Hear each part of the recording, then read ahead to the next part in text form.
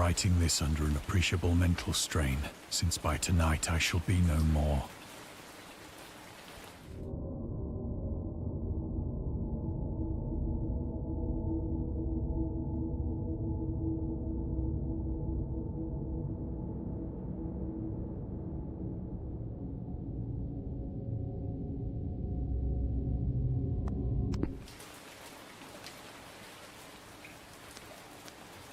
Penniless, and at the end of my supply of the drug which alone makes life endurable, I can bear the torture no longer, and shall cast myself from this garret window into the squalid street below.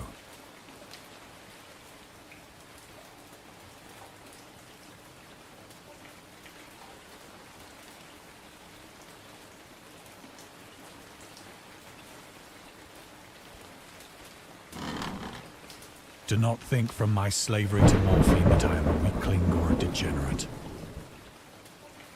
When you have read these hastily scrawled pages, you may guess, though never fully realize, why it is that I must have forgetfulness or death.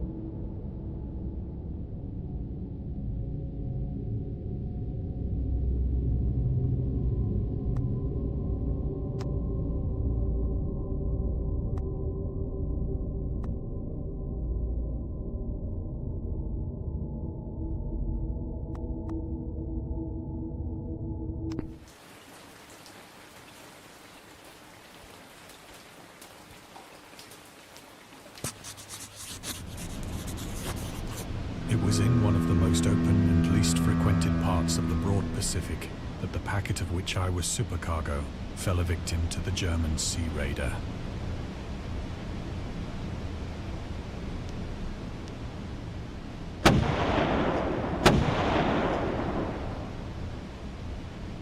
The Great War was then at its very beginning, and the ocean forces of the Hun had not completely sunk to their later degradation. So that our vessel was made a legitimate prize, whilst we of her crew were treated with all the fairness and consideration due us as naval prisoners.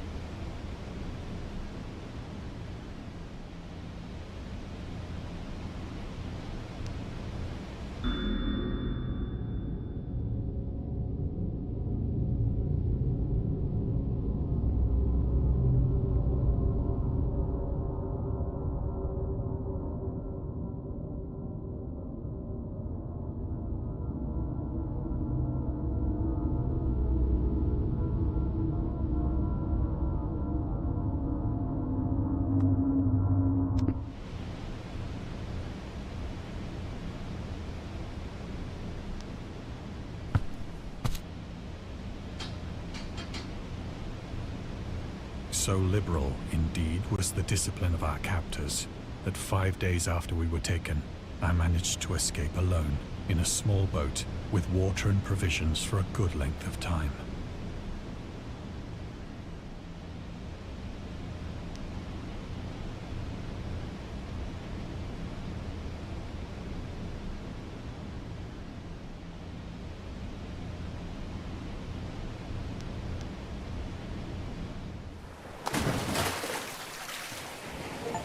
When I finally found myself adrift and free, I had but little idea of my surroundings. Never a competent navigator, I could only guess vaguely by the sun and stars that I was somewhat south of the equator. Of the longitude, I knew nothing, and no island or coastline was in sight.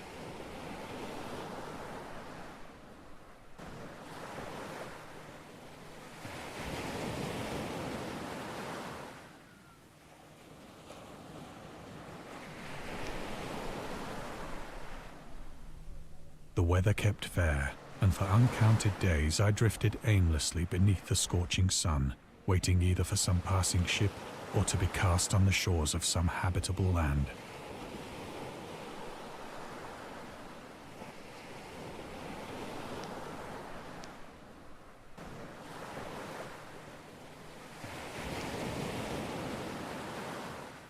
But neither ship nor land appeared, and I began to despair in my solitude upon the heaving vastness of unbroken blue.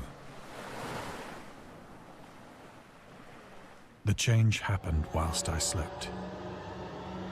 Its details I shall never know, for my slumber, though troubled and dream-infested, was continuous.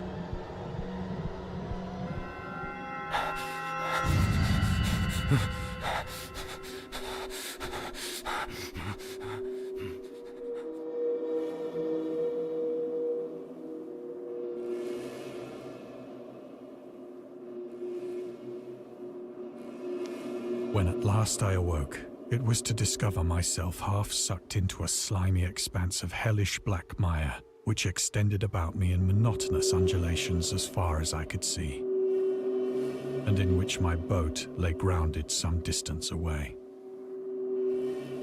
Though one might well imagine that my first sensation would be of wonder at so prodigious and unexpected a transformation of scenery, I was in reality more horrified than astonished. For there was in the air and in the rotting soil a sinister quality which chilled me to the very core.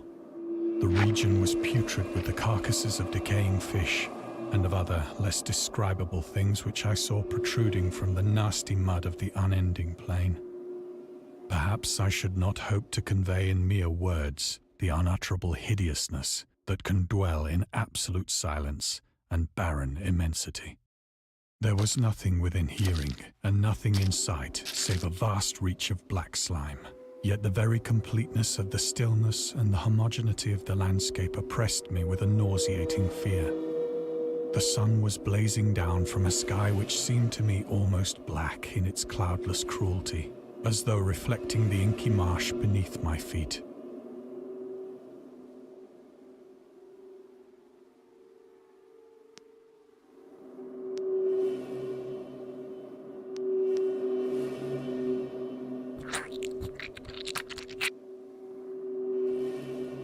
As I crawled into the stranded boat, I realized that only one theory could explain my position.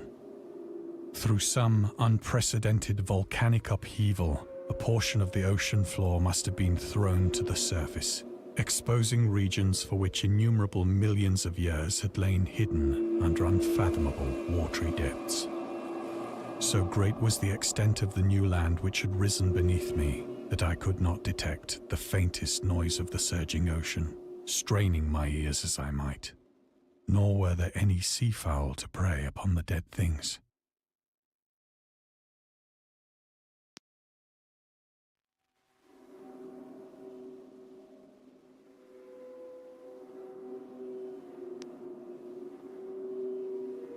For several hours I sat thinking or brooding in the boat, which lay upon its side and afforded a slight shade as the sun moved across the heavens. As the day progressed, the ground lost some of its stickiness and seemed likely to dry sufficiently for traveling purposes in a short time. That night I slept but little, and the next day I made for myself a pack containing food and water, preparatory to an overland journey in search of the vanished sea and possible rescue.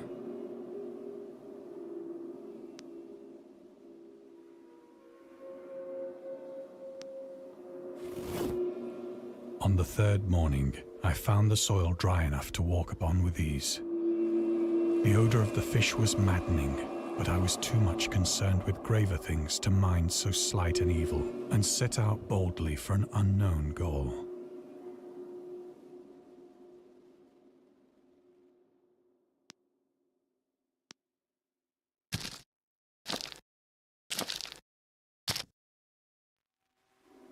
All day I forged steadily westward, guided by a faraway hummock which rose higher than any other elevation on the rolling desert.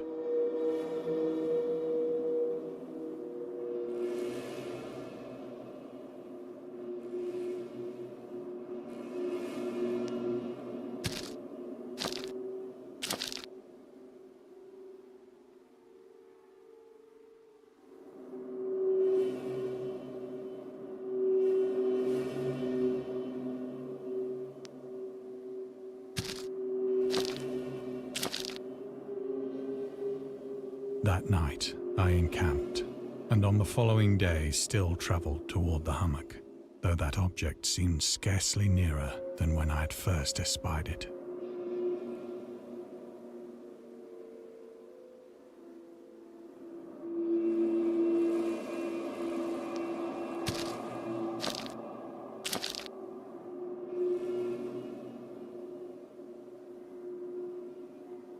By the fourth evening, I attained the base of the mound, which turned out to be much higher than it had appeared from a distance.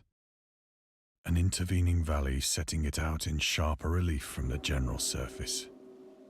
Too weary to ascend, I slept in the shadow of the hill. I know not why my dreams were so wild that night, but ere the waning and fantastically gibbous moon had risen far above the eastern plain, I was awake in a cold perspiration, determined to sleep no more. Such visions as I had experienced were too much for me to endure again, and in the glow of the moon I saw how unwise I had been to travel by day. Without the glare of the parching sun, my journey would have cost me less energy. Indeed, I now felt quite able to perform the ascent which had deterred me at sunset. Picking up my pack, I started for the crest of the eminence.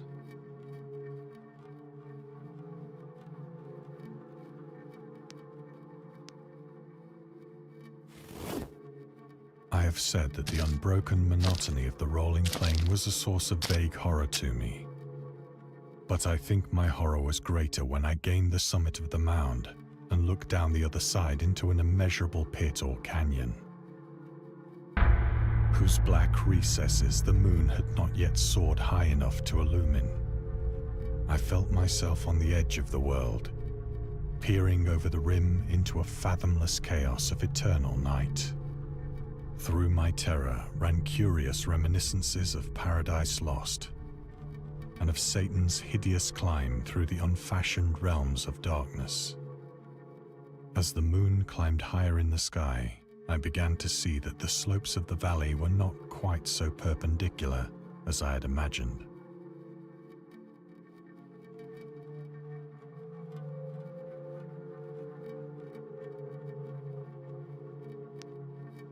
Ledges and outcroppings of rock afforded fairly easy footholds for a descent, whilst after a drop of only a few hundred feet, the declivity became very gradual.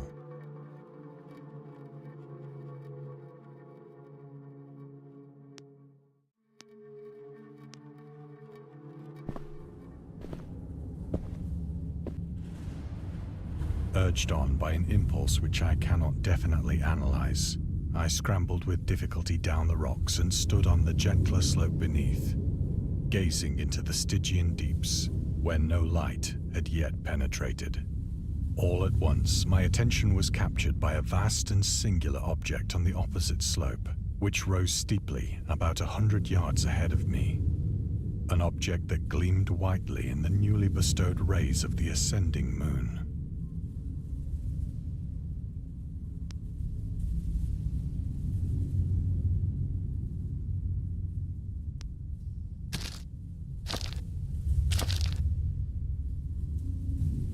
That it was merely a gigantic piece of stone, I soon assured myself, but I was conscious of a distinct impression that its contour and position were not altogether the work of nature. A closer scrutiny filled me with sensations I cannot express.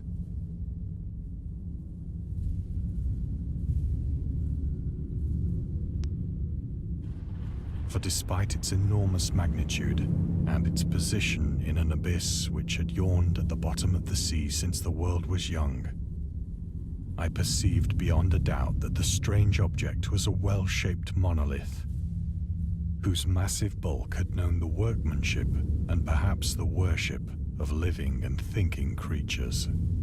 Dazed and frightened, yet not without a certain thrill of the scientist's or archaeologist's delight, I examined my surroundings more closely.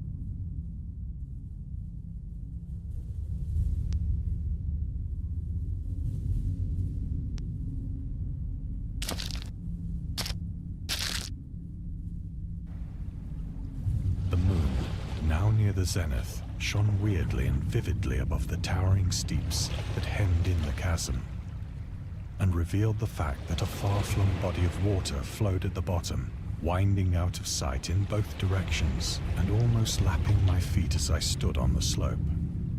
Across the chasm, the wavelets washed the base of the Cyclopean monolith, on whose surface I could now trace both inscriptions and crude sculptures.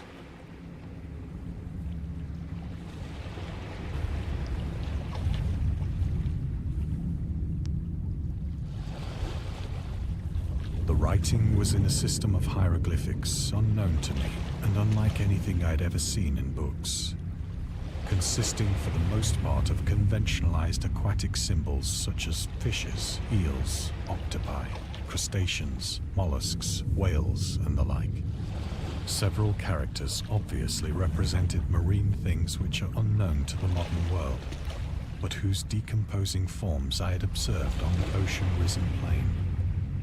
It was the pictorial carving, however, that did most to hold me spellbound.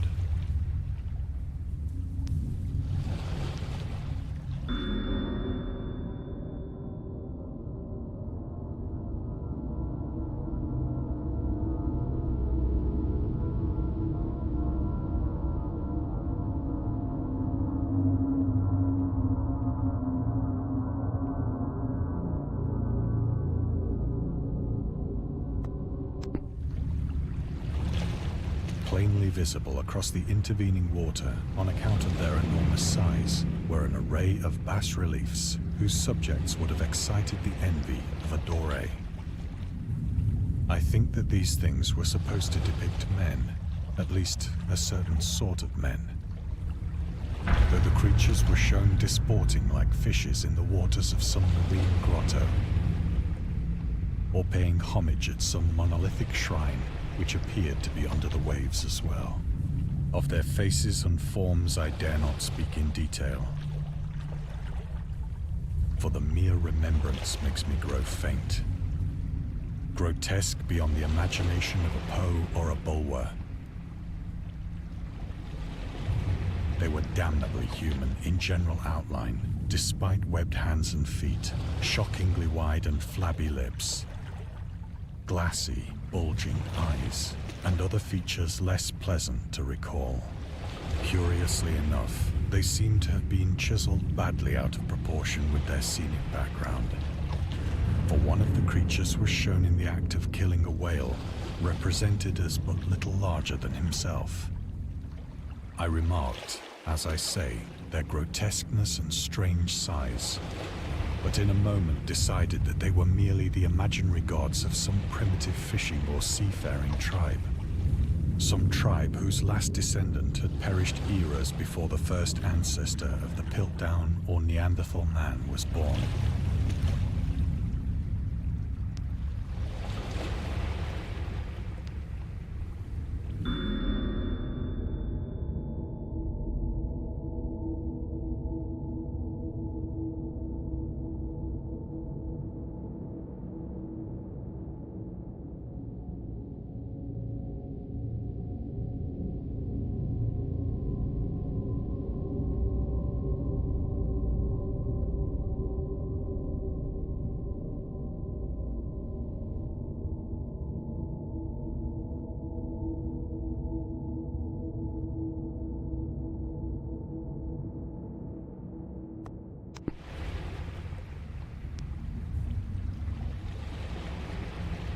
Awestruck at this unexpected glimpse into a past beyond the conception of the most daring anthropologist, I stood musing whilst the moon cast queer reflections on the silent channel before me.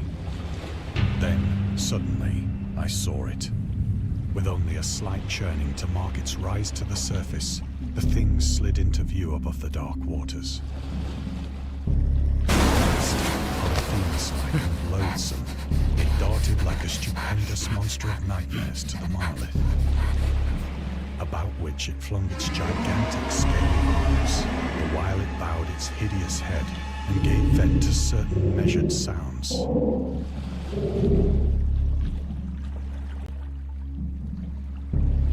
I think I went mad then. Of my frantic ascent of the sloping cliff, and of my delirious journey back to the stranded boat, I remember little.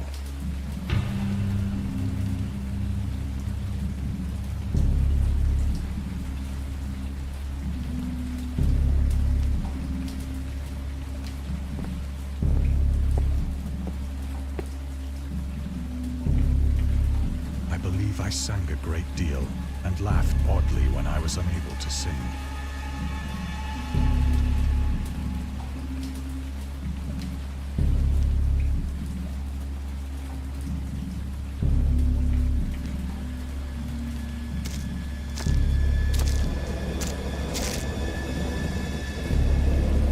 I have indistinct recollections of a great storm sometime after I reached the boat.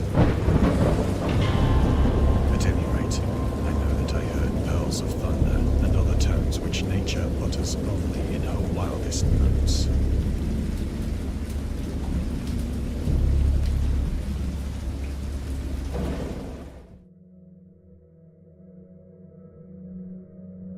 When I came out of the shadows, I was in a San Francisco hospital, brought thither by the captain of the American ship which had picked up my boat in mid-ocean. In my delirium, I had said much, but found that my words had been given scant attention. Of any land upheaval in the Pacific, my rescuers knew nothing. Nor did I deem it necessary to insist upon a thing which I knew they could not believe.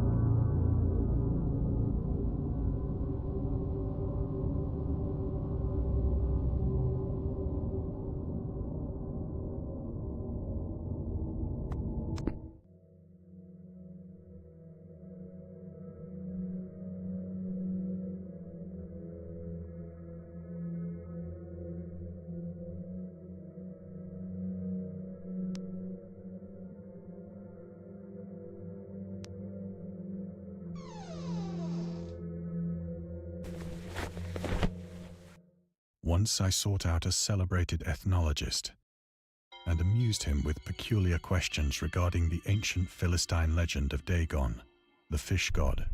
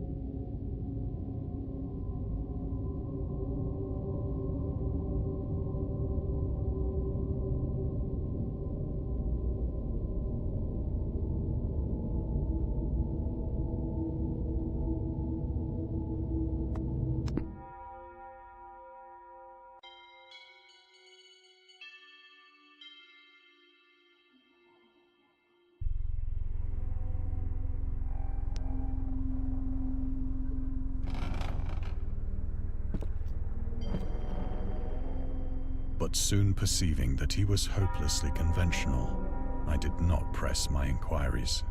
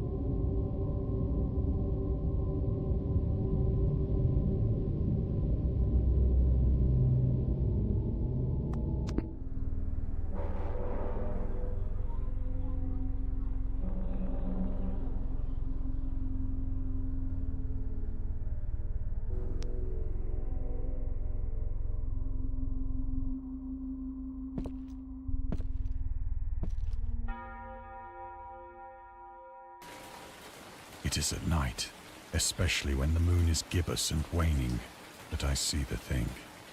I tried morphine, but the drug has given only transient surcease and has drawn me into its clutches as a hopeless slave. So now I am to end it all, having written a full account for the information or the contemptuous amusement of my fellow men.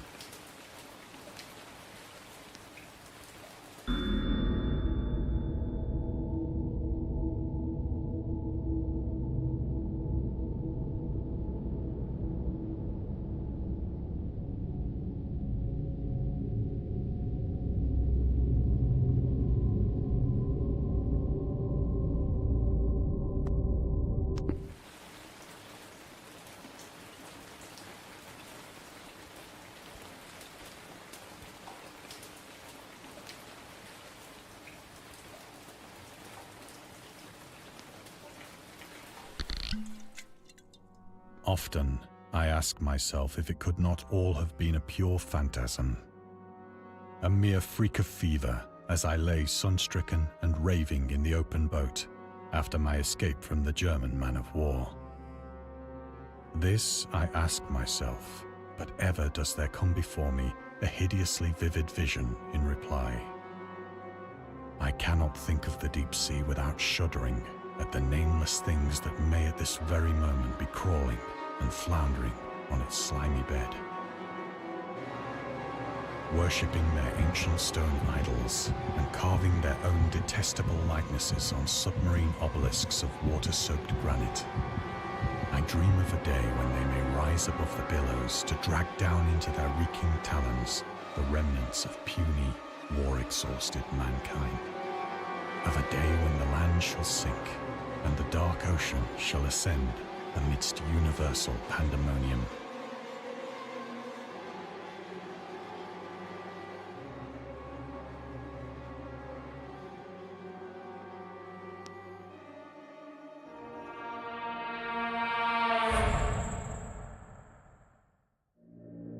The end is near. I hear a noise at the door as of some immense slippery body lumbering against it.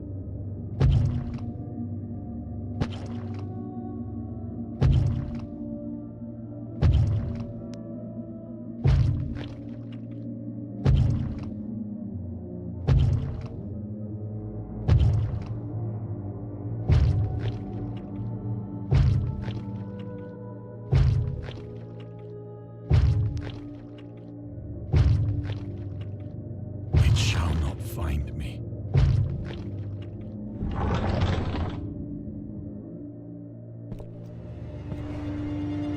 God, that hand!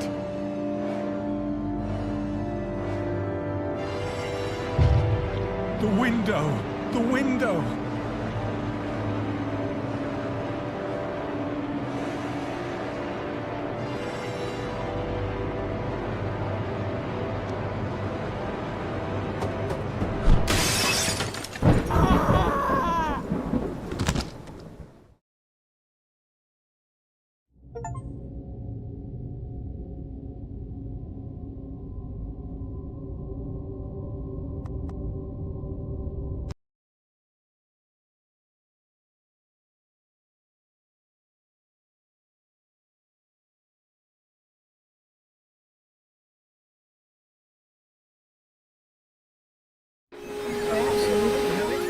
And scary stories have been accompanying men for centuries. They have many faces and forms, but what is their purpose? Why do we enjoy being afraid so much? During our therapy, I'll try to